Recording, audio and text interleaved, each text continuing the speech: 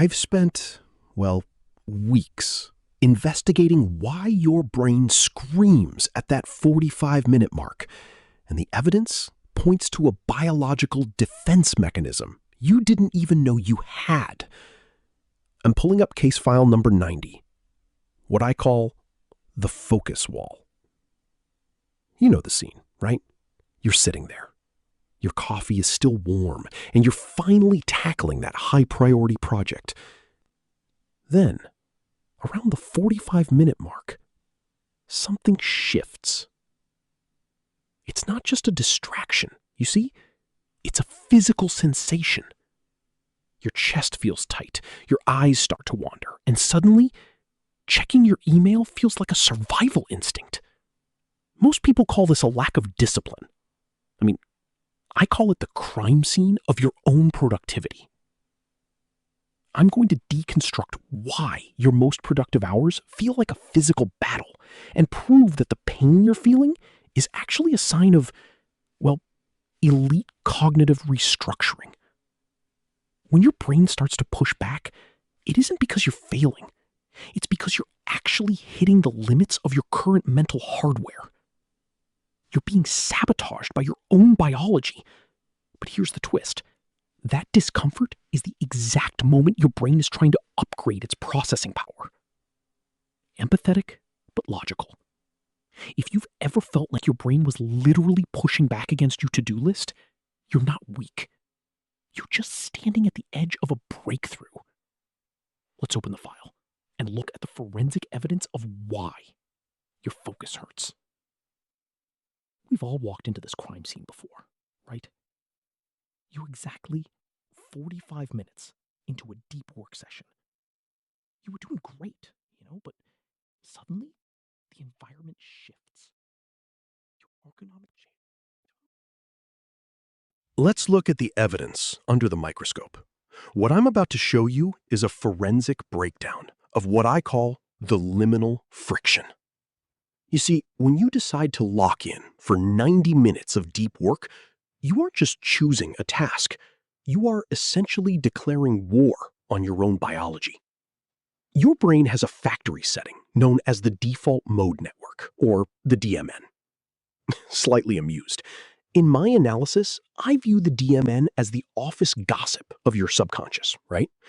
It's the part of you that's constantly scanning for social threats, rehashing old arguments, and wondering if you should check your email just one more time. It's designed for survival and scanning the environment, not for writing a high-level strategy deck or solving complex problems. The moment you try to push into deep focus, you're attempting to suppress this network. But the DMN, it doesn't go down without a fight. To shut it up and divert energy to your prefrontal cortex, your brain has to flood your system with norepinephrine. That's a stress hormone. It's the chemical precursor to adrenaline. Aha! This is the liminal friction. To your prehistoric brain, this sudden spike in stress hormones means only one thing: danger. Because you're diverting massive amounts of metabolic energy away from survival and toward intense cognitive processing, your system panics. This is why deep work feels like being chased by a predator, That physical ache, that sudden surge of agitation where you feel like you might crawl out of your skin, that is your brain's alarm system trying to pull you back into the safety of mindless distraction. But here is the paradigm shift I need you to internalize. That pain isn't a signal of failure. Actually, it's the sound of neuroplasticity in action. It is the physical sensation of your brain's hardware being upgraded for elite output. If you don't feel that friction, you aren't actually doing the heavy lifting required for growth. You're just staying busy. I want you to start viewing this discomfort as the entry fee for genius-level work. Most people hit this wall of friction and immediately turn back, assuming they've lost their flow or that they just aren't in the mood today. But they're misreading the crime scene. The friction isn't the obstacle, it's the gatekeeper. However, identifying the friction is only half the mystery. If this is a biological survival response, How do we actually trick our brain into staying in the room when every cell in our body is screaming for us to run? To solve that, we have to look at the one specific window of time that determines whether you'll achieve a breakthrough or burnout. So, how exactly do we solve this? You see, I've put together what I call an investigative toolkit, a series of specific overrides designed to bypass your brain's defensive wall. These aren't just productivity tips, they are tactical strikes against your own biological hardware. First, we have to address the initial resistance with what I call the 10-minute friction flush. Look, when you sit down and that familiar restlessness kicks in, the urge to check your phone or, I don't know, suddenly clean your desk, I want you to stop and acknowledge it. Don't try to push it away, right? Instead, I want you to observe it, like a detective examining a fresh piece of evidence. That physical discomfort isn't a sign that you're failing. It's actually the exact moment your brain begins the rewiring process. I tell myself, this itch is the feeling of neuroplasticity in action. By labeling the pain as progress, you strip away its power to make you quit. Next, we need to manage the environment through sensory gating. Your nervous system is currently stuck in a stress loop, looking for any excuse, literally any excuse, to break focus. To shut that down, I recommend two specific triggers. First, swap your usual playlist for brown noise. Unlike the static of white noise, brown noise has a deeper, bass-heavy frequency that grounds the frantic energy in your mind. It's much more effective, actually. Second, I want you to take a single sip of ice-cold water.